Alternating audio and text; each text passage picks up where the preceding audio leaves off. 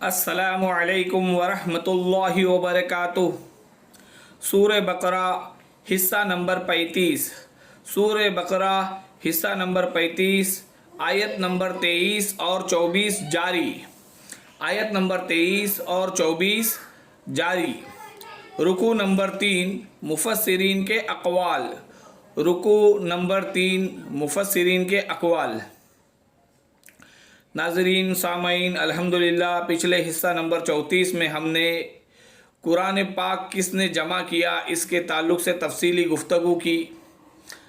الحمدللہ ایک بہت بڑا شبہ کئی سالوں سے چلا آتا تھا کہ وزن بیٹھانے کے لیے کئی ہمارے امام صاحب خطبات میں کہتے تھے جامع القرآن حضرت عثمان ابن عفان کہ قرآن کو جمع کرنے والے تیسرے خلیفہ حضرت عثمان ابن عفان اس طرح خطاب کرتے تھے، جو بہت بڑی غلطی تھی، اور اس غلطی کا باطل نے بہت ہی فائدہ اٹھایا اور شبہات پھیلائے، فساد پھیلائے، فتنہ پھیلایا کہ اس قرآن کو تو تیسرے خلیفہ نے جمع کیا ہے، پاکیزگی نہیں ہے، اور نبی اکرم صلی اللہ علیہ وسلم کے دنیا سے پردہ فرمانے کے بعد تیسرے خلیفہ کے دور تک قریب 25 سال یعنی کہ پاؤ صدی کا وقت گزر گیا تھا۔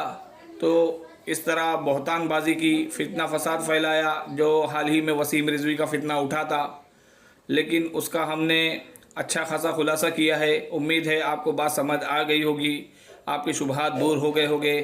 اب اسی تعارف قرآن یعنی کہ قرآن کے انٹروڈکشن کے سلسلے کو آگے بڑھانے کے لیے یہ ہم حصہ نمبر 35 کی ابتدا کرتے ہیں، اور ہر بار کی طرح ہم اس آیت کے تعلق اس موضوع کے تعلق سے جو آیات ہے ان کو پہلے پڑھیں گے، پھر اپنے اگلے موضوع کی طرف چلیں گے انشاءاللہ تعالی۔ اعوذ باللہ من الشیطان الرجیم، بسم اللہ الرحمن الرحیم۔ وَإِن كُنتُمْ فِي رَيْبٍ مِّمَّا نَزَّلْنَا عَلَىٰ عَبْدِنَا فَأْتُوا بِسُورَةٍ مِّن مِّثْلِهِ وَادْعُوا شُهَدَاءَكُم مِّن دُونِ اللَّهِ إِن كُنتُمْ صَادِقِينَ فَإِن لَّمْ تَفْعَلُوا وَلَن تَفْعَلُوا فَاتَّقُوا النَّارَ الَّتِي وَقُودُهَا النَّاسُ وَالْحِجَارَةُ أُعِدَّتْ لِلْكَافِرِينَ۔ ہم نے جو کچھ اپنے بندے پر اتارا ہے اس میں اگر تمہیں شک ہو اور تم سچے ہو تو تم اس جیسی ایک صورت تو بنا لاؤ، اور تمہیں اختیار ہے کہ تم اللہ کے سوا اپنے مددگاروں کو بھی بلا لو۔ پس اگر تم نے نہ کیا اور تم ہرگز نہیں کر سکتے تو اسے سچا مان کر اس آگ سے بچو جس کا ایندھن انسان اور پتھر ہے، جو کافروں کے لیے تیار کی گئی ہے۔ اب ہم اپنے اگلے موضوع کی طرف چلتے ہیں۔ پچھلا موضوع تو ابھی میں بتایا کہ ہمارا موضوع یہ تھا کہ قرآن کو کس نے جمع کیا، اور ہم نے اچھی وضاحت کر دی کہ قرآن کو صرف اللہ تبارک و تعالی ہی نے جمع کیا ہے اپنے حبیب صلی اللہ علیہ وسلم کے قلب مبارک میں، اور پھر نبی اکرم صلی اللہ علیہ وسلم نے اپنے جان نثار صحابہ کو کے دلوں میں جمع کیا، اور رفتہ رفتہ نجمن ہم تک وہ پہنچا ہے۔ تو یہ تو بات ہو گئی کہ قرآن کو اللہ نے جمع کیا، پھر اس کے بعد اپنے حبیب نبی کریم اکرم صلی اللہ علیہ وسلم کے دل میں جمایا، پھر نبی اکرم صلی اللہ علیہ وسلم نے جان نثار صحابہ کرام رضی اللہ تعالیٰ عنہ کے دل میں جمع کروایا، اور ساتھ ہی لکھوا کر تحریری شکل بھی، اور اس کے بعد اللہ تعالیٰ کے حکم سے حضرت جبرائیل علیہ السلام کے بتانے سے صورتوں کو اور آیتوں کو ترتیبی شکل دی گئی۔ تو اسی سے ہمیں ایک بات سمجھنا ہوگا کہ حضرت عمر رضی اللہ تعالیٰ عنہ کے قرآن کے ضائع ہونے کے خدشات کیا تھے، جو ہمارا آج کا موضوع ہے کہ حضرت عمر رضی اللہ تعالیٰ عنہ کے قرآن کے ضائع ہونے کے خدشات کیا تھے۔ کہ تو پہلے تو ہم کو ایک بات سمجھنی ہوگی کہ مدینہ جاتے ہی، جیسے نبی اکرم صلی اللہ علیہ وسلم نے مدینہ کی طرف اللہ کے حکم سے جو ہجرت فرمائی تھی، تو مدینہ جاتے ہی قرآن کو یاد کرنے کی ایک مہم چل پڑی تھی۔ اسی لیے حفاظ اکرام کی تعداد تو ہزاروں میں تھی، اور کچھ حفاظ جنگوں میں شہید ہو رہے تھے، ان میں سے کچھ حفاظ کرام رضی اللہ تعالیٰ عنہم و اجمعین جنگوں میں شہید ہو رہے تھے، اور پھر کچھ حفاظ کرام رضی اللہ تعالیٰ عنہ طبعی موت سے بھی انتقال کر جا رہے تھے۔ اور اس سے بڑھ کر یہ کہ جنگ یمامہ میں تو ایک ساتھ 500 حفاظ کرام رضی اللہ تعالیٰ عنہ شہید ہو گئے. تو یہ ایک بہت ہی بڑا جھٹکا لگ گیا تھا. اور ان سب کو دیکھ کر حضرت عمر رضی اللہ تعالیٰ عنہ کو فکر ہوئی کہ اگر اسی طرح حضرات حفاظ حافظ قرآن صحابہ کرام رضی اللہ تعالیٰ عنہ شہید ہوتے جائیں گے تو پھر قرآن تو ضائع ہو جائے گا، قرآن ضائع ہو جائے گا. لیکن اس بات کو اچھے سے سمجھ لو کہ قرآن کے ضائع ہونے سے مطلب ایسا نہیں تھا کہ قرآن ہی ختم ہو جائے گا، کیونکہ اس وقت قرآن کی کئی آیتیں صحابہ کرام رضی اللہ تعالیٰ عنہ کے پاس لکھی ہوئی شکل میں تو تھی ہی، لیکن اصل مسئلہ قرآن کی ترتیب کے ٹوٹنے کا تھا.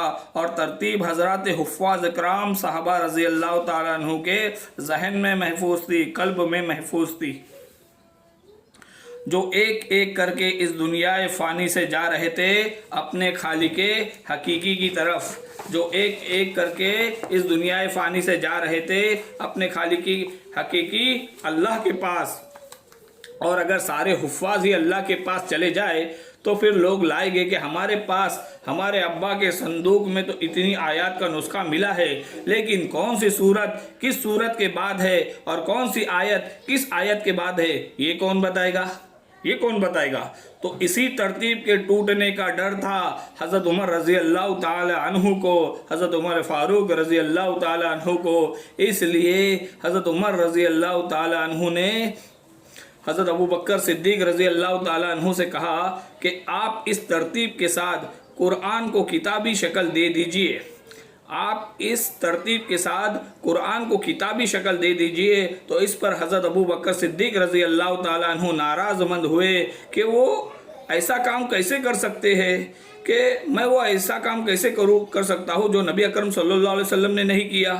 تو ان کے جواب میں کہا گیا کہ نبی اکرم صلی اللہ علیہ وسلم نے قرآن کو کتابی شکل اس لیے نہیں دی کیونکہ ان کو آخری سانس تک وحی آنے کی امید تھی. نبی اکرم صلی اللہ علیہ وسلم نے قرآن کو کتابی شکل اس لیے نہیں دی کیونکہ ان کو یعنی کہ نبی اکرم صلی اللہ علیہ وآلہ وبارک وسلم کو آخری سانس تک وحی آنے کی امید تھی. لہٰذا نبی اکرم صلی اللہ علیہ وسلم یہ کام کر ہی نہیں سکتے تھے. لیکن جب نبی اکرم صلی اللہ علیہ وسلم اس دنیا سے پردہ فرما گئے تو وحی کا دروازہ بند ہو گیا. اس لیے اب قرآن کی حفاظت کے لیے اسے کتابی شکل دینا ضروری ہے. اسی طرح دوسرے صحابہ کرام رضی اللہ تعالیٰ عنہ کی رائے بھی متفق کر گئی، وہ بھی اس بات سے حامی بھر گئے حضرت عمر رضی اللہ تعالیٰ عنہ کی رائے کے ساتھ. تو حضرت ابو بکر صدیق رضی اللہ تعالیٰ عنہ بھی اتفاق کر گئے اور راضی ہو گئے، اور قرآن کو ترتیب کے ساتھ کتابی شکل دینے کے لیے ان کا سینہ کھل گیا اور فوراً کہا کہ اب یہ کام کون کرے گا. ناظرین سامعین، اب تک تو بات انشاءاللہ آپ کو سمجھ میں آئی ہوں گی اللہ کی توفیق سے.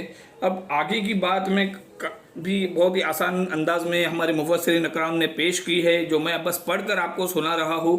لیکن دیکھیے اس میں احتیاط اور کتنے اچھے طریقے سے حضرت ابو بکر صدیق رضی اللہ تعالیٰ عنہ نے قرآن کو کتابی شکل دی، اور کتنی بہترین احتیاط، کتنے شرائط لگائے اور کتنے باتوں پر عمل کرنے کے لیے کمیٹی کو راضی کیا، اور اس پر چلتے ہوئے کتنی احتیاط کے ساتھ کیا اور کیوں کیا، یہ ساری وضاحت آئیں گی جو بڑے ہی دلچسپ موضوع ہے ہمارے. تو آگے بڑھتے ہیں. اور جیسے کہ حضرت ابو بکر صدیق رضی اللہ تعالیٰ عنہ کا سینہ کھل گیا اور فوراً کہا کہ اب یہ کام کون کرے گا، قرآن کو کتابی شکل دینے کا کام کون کرے گا، تو حضرت زید بن ثابت رضی اللہ تعالیٰ عنہ کا انتخاب کیا گیا. تو حضرت زید بن ثابت رضی اللہ تعالیٰ عنہ کا انتخاب کیا گیا.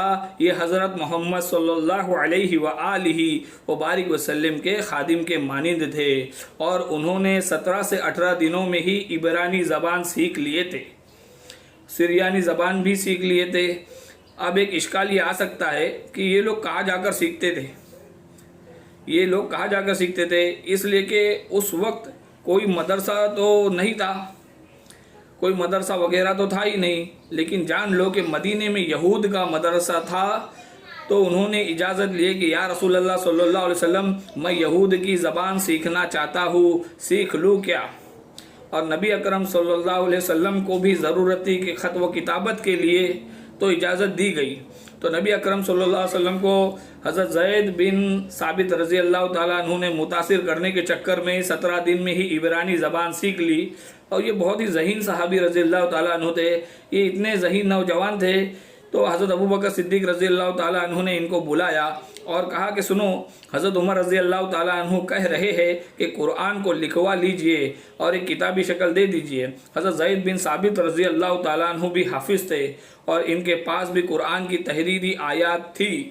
پوری بات سن کر حضرت زید بن ثابت رضی اللہ تعالیٰ عنہ نے بھی وہی اعتراض کیا جو حضرت ابوبکر صدیق رضی اللہ تعالیٰ عنہ نے حضرت عمر رضی اللہ تعالیٰ عنہ سے کیا تھا کہ وہ ایسا کام کیسے کر سکتے ہیں جو نبی اکرم صلی اللہ علیہ وسلم نے نہیں کیا تھا۔ لیکن جب سمجھایا گیا تو انہوں نے بھی اس مسئلے کی سنگینی کو سمجھ لیا، اس مسئلے کی گہرائی کو سمجھ لیا، تو حامی بھر لی۔ کہا کہ ٹھیک ہے، میرا مشورہ یہ ہے کہ یہ کام، حضرت زید بن ثابت رضی اللہ تعالیٰ عنہ نے کہا کہ میرا مشورہ یہ ہے کہ آپ لوگ ہی ہمارے بزرگ ہیں، تو میری رائے ہے کہ یہ کام آپ لوگ ہی کریں۔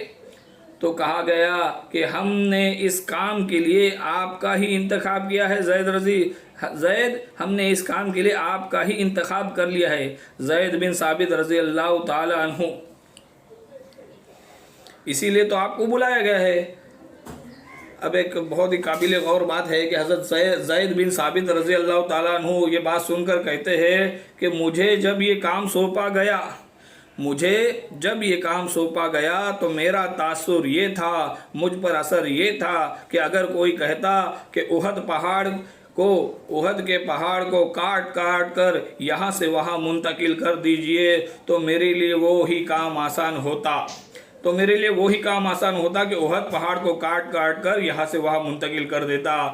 لیکن مجھے جو کام دیا گیا کہ قرآن کو کتابی شکل دینے کا اتنا مشکل کام، اب ہمیں یہ بھی خیال آ سکتا ہے کہ قرآن کو کتابی شکل دینے کا کام حضرت زید بن ثابت رضی اللہ تعالیٰ عنہ کو مشکل کیوں لگ رہا تھا۔ جو بات کہنا ہے کہ حضرت ابوبکر صدیق رضی اللہ تعالیٰ عنہ نے کتنی احتیاط برتی، کتنے محتاط رہ کر اس کام کو کیا کہ حضرت زید بن ثابت رضی اللہ تعالیٰ عنہ کہتے ہیں کہ مجھے جب قرآن کو مدون کرنے کا کام دیا گیا، قرآن کو کتابی شکل دینے کا کام دیا گیا، تو مجھے میرا اثر یہ تھا کہ مجھے وہ کام آسان لگا کہ احد کے پہاڑ کو کاٹ کر یہاں سے وہاں منتقل کر دینا، یہ آسان لگا اس کام سے۔ لیکن سوچنے کی بات ہے، قرآن کو کتابی شکل دینا کا کام حضرت زید بن ثابت رضی اللہ تعالیٰ عنہ کو اتنا مشکل کیوں لگا، اتنا مشکل کام۔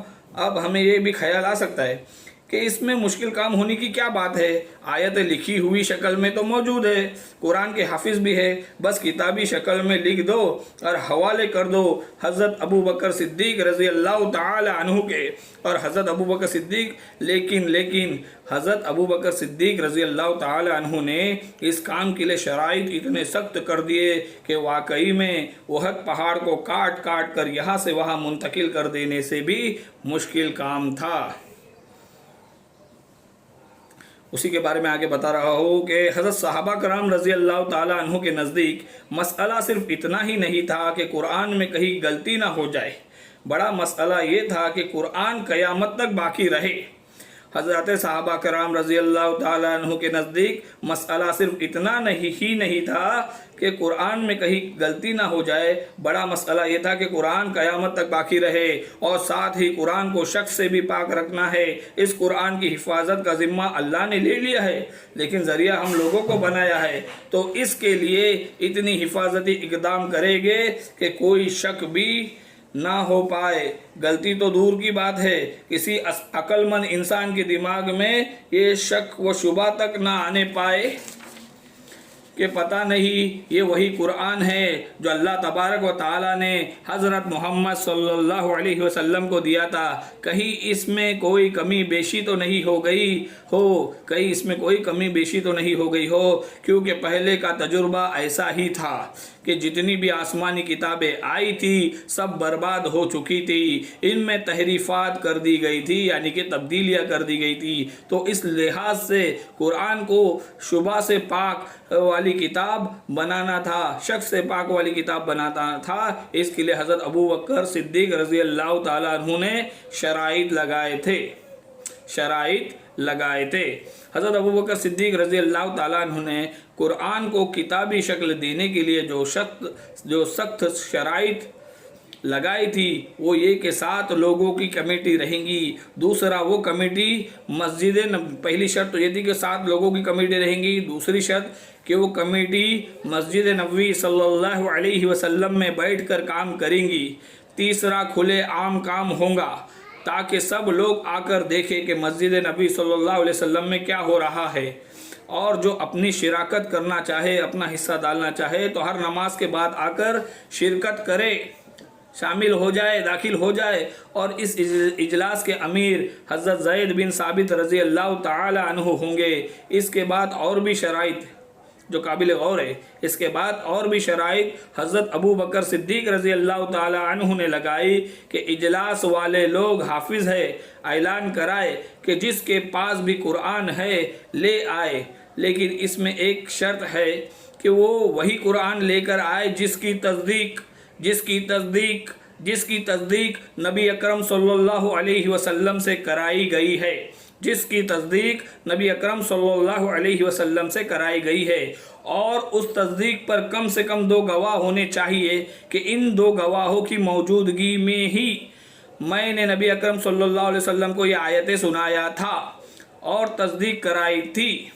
دوبارہ پڑھتے ہیں کہ ایک شرط کہ وہ ہی قرآن لے کر آئے جس کی تصدیق نبی اکرم صلی اللہ علیہ وسلم سے کرائی گئی ہے، اور اس تصدیق پر کم سے کم 2 گواہ ہونے چاہیے کہ ان 2 گواہوں کی موجودگی میں ہی میں نے نبی اکرم صلی اللہ علیہ وسلم کو یہ آیتیں سنایا تھا اور تصدیق کرائی تھی، پھر میں نے اس کو اپنے پاس محفوظ کر کے رکھ لیا تھا، کیونکہ صحابہ کرام رضی اللہ تعالیٰ عنہ کے نزدیک یہ بہت قیمتی چیز تھی۔ اور اس کے بعد اجلاس والے 7 لوگوں کا حفظہ بھی اس کا ساتھ دینا چاہیے، جس کو یعنی کہ اس کا ساتھ دینا چاہیے جس کی تصدیق کرائی تھی 2 گواہوں کی موجودگی میں۔ اجلاس والے 7 لوگوں کا حفظہ بھی اس کا ساتھ دینا چاہیے، اور اس کے بعد یہی آیت اجلاس والوں کے پاس تحریری شکل میں بھی ہونی چاہیے، یا پھر لوگ کہیں سے گواہی لے کر وہ تحریر لے کر آئے تو سمجھ لو کہ ایک آیت پر 7 حافظے کی بھی گواہی ہونی چاہیے، 7 تحریری گواہی بھی ہونی چاہیے، یعنی کہ سطور بھی اور صدور بھی، یعنی کہ سطور اور صدور دونوں کی قرآن کی گواہی حافظے کی طرف سے بھی اور لکھی ہوئی گواہی بھی ہونی چاہیے، یعنی کہ 7 طرف سے تحریری بھی آنی چاہیے اور تقریری بھی آنی چاہیے۔ پھر اس کے بعد کمیٹی سے باہر کا شخص جو اسے پیش کرے گا وہ اپنے گواہ لے کر آئے گا، یعنی کہ اس طرح 16 لوگوں کی گواہی ہوں گی، تب جا کر کے اس آیت کو کتابی شکل والے قرآن میں لکھ دیا جائے گا۔ تو اس طرح سے کام شروع ہوا، تو سمجھ لو کہ کتنا سخت اور مشکل کام تھا۔ کام کیا تھا کہ جو آیات ہے اس کو کتابی شکل دینی ہے۔ ناظرین، موٹی بات ہے، 2-3 بار بھی سنیں گے تو آسانی سے سمجھ میں آئے گی۔ بہت ہی آسان انداز سے مفسرین کرام نے ان کو ہمارے پاس پیش کیا ہے، سمجھ میں آ جائیں گی، اتنا مشکل نہیں ہے۔ اگر کوئی اللہ کا بندہ کسی علماء دین کی تقریر کو تحریری شکل دے دے، پھر اس علماء دین سے اس کی تصدیق کرا لے اور کتابی شکل دے، تو وہ بندہ اس کتاب کا مصنف نہیں ہوا بلکہ مؤلف ہوا۔ اگر کوئی اللہ کا بندہ کسی علماء دین کی تقریر کو تحریری شکل دے دے، پھر اس علماء دین سے اس کی تصدیق کرا لے اور کتابی شکل دے، تو وہ بندہ اس کتاب کا مصنف نہیں ہوا بلکہ مؤلف ہوا۔ تو بالکل اسی طرح حضرت ابوبکر صدیق رضی اللہ تعالیٰ عنہ قرآن کو کتابی شکل دے رہے ہیں، تو یہ غلط فہمی بالکل بھی نہ رہے کہ حضرت ابوبکر صدیق رضی اللہ تعالیٰ عنہ قرآن کو جمع کر رہے ہیں۔ قرآن کو تو پہلے ہی اللہ نے جمع کرنے کا ذمہ لے لیا اور کر بھی دیا اپنے نبی صلی اللہ علیہ وسلم کے قلب محمدی صلی اللہ علیہ وآلہ وبارک وسلم کے قلب میں، اور حضرت ابوبکر صدیق رضی اللہ تعالیٰ عنہ تو صرف قرآن کو کتابی شکل دے رہے ہیں۔ جس ترتیب سے قرآن سینے میں جمع ہے، اب وہ کتاب میں تحریری شکل میں جمع کرنے کا کام کر رہے ہیں۔ اس طرح قرآن کو جمع کیا گیا، لیکن درمیان میں کچھ مسائل کا بھی سامنا کرنا پڑا، جیسے کہ ہر کام میں ہم کو کچھ نہ کچھ مسائل کا سامنا کرنا پڑتا ہے۔ تو اس کام میں قرآن کو کتابی شکل دینے کام میں بھی صحابہ کرام رضی اللہ تعالیٰ عنہ کو مسائل آئے، اور انہوں نے مسائل کا سامنا کیا، اللہ سے مدد مانگی، اور اللہ تعالیٰ نے اپنی مدد فرمائی، اور قرآن ہم تک من و ان جیسا کہ تیسا، جیسے نبی اکرم صلی اللہ علیہ وسلم نے اپنی امت کو صحابہ کرام رضی اللہ عنہ کو دیا تھا، آج بھی ویسا ہی موجود ہے، ایسا ہی پہنچایا گیا ہے۔ تو بخاری شریف کی ایک روایت میں ہے کہ حضرت زید بن ثابت رضی اللہ تعالیٰ عنہ کہتے ہیں کہ دو آیتیں ایسی تھی کہ ایک سورہ احزاب کی آیت نمبر 23 من المؤمنین رجال صدقوا ما عاهدوا الله من المؤمنین رجال صدقوا ما عاهدوا الله علیہ فمنهم من قضى نحبه ومنهم من ينتظر وما بدلوا تبدیلا۔ یہ سورہ احزاب کی آیت نمبر 23 ہے۔ اور دوسری ایک اور آیت جس کے بارے میں حضرت زید بن ثابت رضی اللہ تعالیٰ عنہ نے بتایا کہ سورہ توبہ کی آخری دو آیات، آیت نمبر 128 اور 129، لَقَدْ جَاءَكُمْ رَسُولٌ مِّنْ أَنفُسِكُمْ عَزِيزٌ عَلَيْهِ مَا عَنِتُّمْ حَرِيصٌ عَلَيْكُمْ بِالْمُؤْمِنِينَ رَءُوفٌ رَحِيمٌ فَإِن تَوَلَّوْا فَقُلْ حَسْبِيَ اللَّهُ لَا إِلَٰهَ إِلَّا اللَّهُ عَلَيْهِ تَوَكَّلْتُ وَهُوَ رَبُّ الْعَرْشِ الْعَظِيمِ۔ یہ دو آیتیں ایسی تھی کہ ایک آدمی نے پیش کیے تو ساتوں لوگوں نے گواہی دی کہ ہم کو بھی یاد ہے یہ آیات، اور ساتھ ہی ان ساتوں لوگوں نے تحریر بھی لے کر آ گئے کہ ہمارے پاس بھی لکھی ہوئی ہے، لیکن ہمارے پاس بھی لکھی ہوئی ہے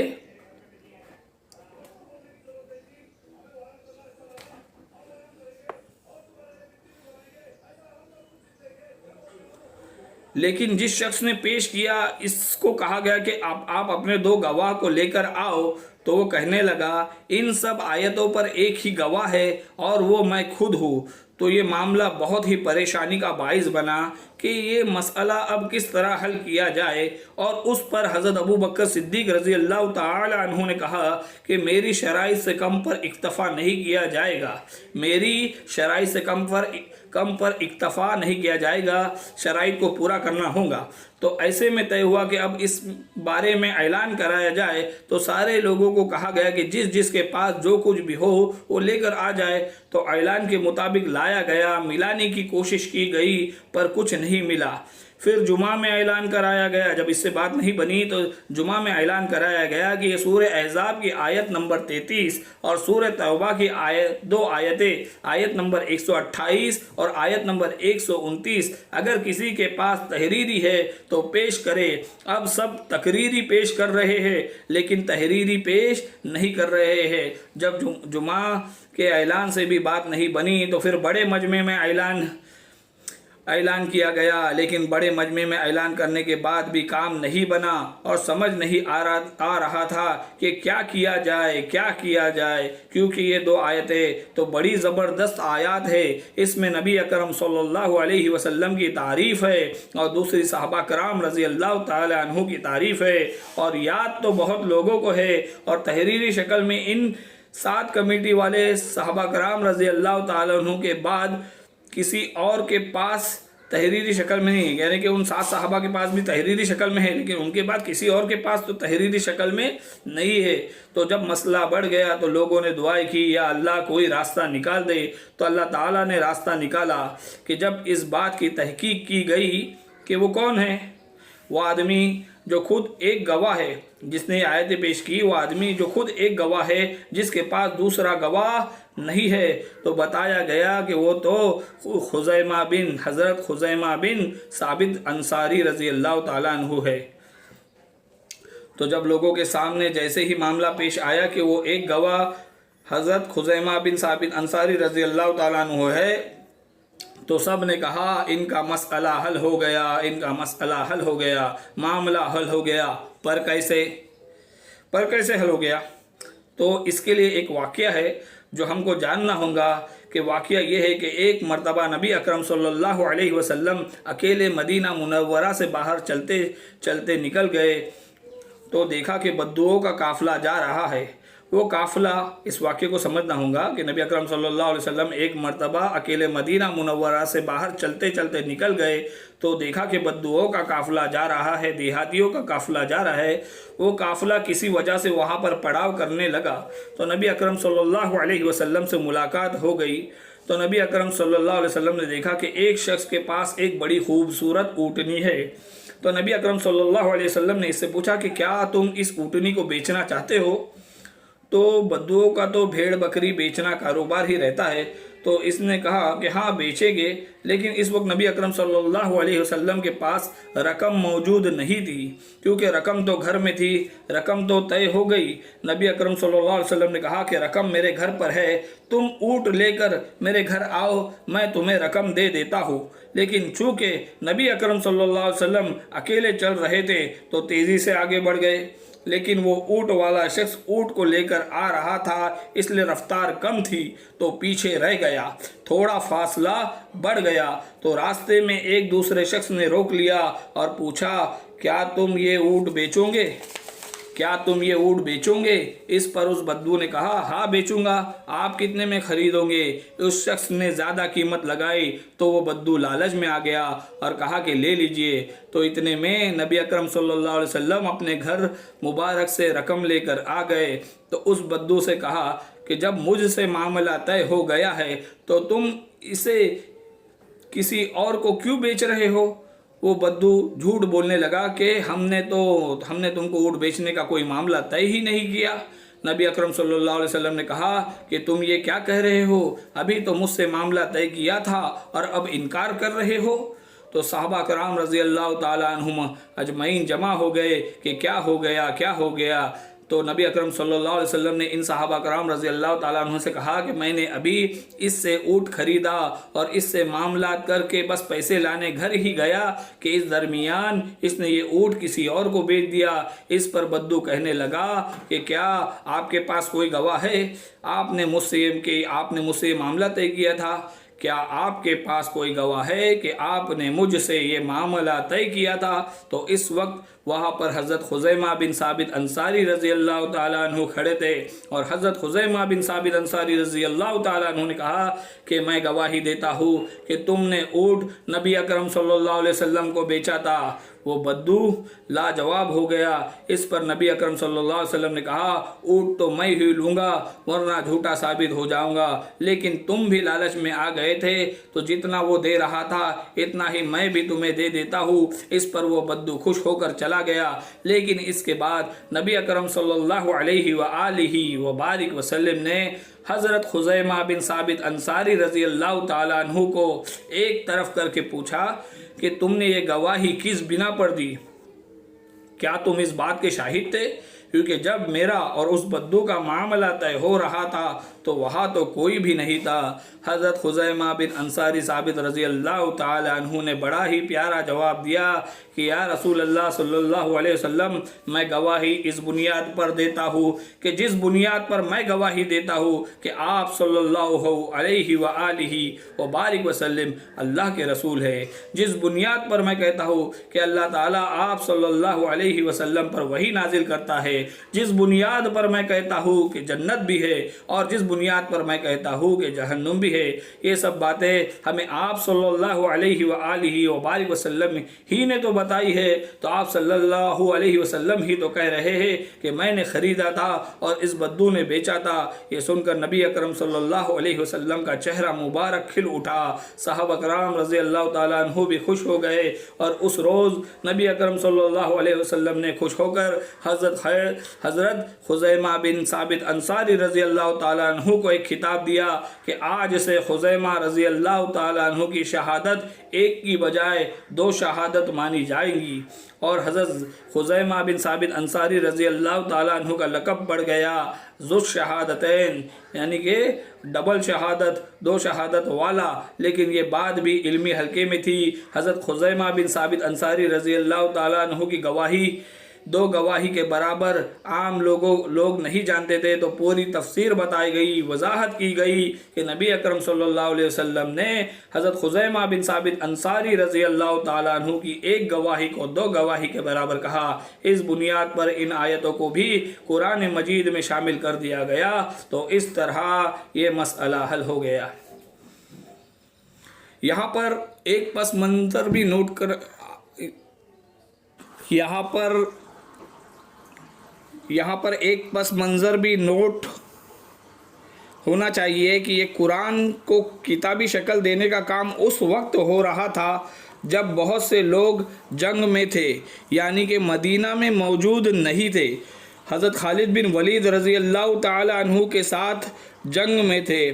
तो ये भी एक वजह थी कि उस वक्त हज़रत खुज़ैमा बिन साबित अंसारी रज़ी अल्लाह ताला अन्हु की लाई गई आयतों का गवाह मिलना मुश्किल हो गया था। और बहुत से हुफ़ाज़, जैसा कि हमने बताया कि बहुत से हुफ़ाज़ शहीद भी हो गए थे और सिर्फ जंग यमामा में ही 500 हुफ़ाज़ शहीद हो गए थे और बहुत से हुफ़ाज़ सहाबा कराम रज़ी अल्लाह ताला अन्हु तबई मौत से भी इंतकाल कर गए थे। तो नाज़रीन सामाइन, इस तरह हज़रत अबू बकर सिद्दीक़ रज़ी अल्लाह ताला अन्हु के दौर में किताबी शक्ल में कुरान जमा हो गया था। फिर इसको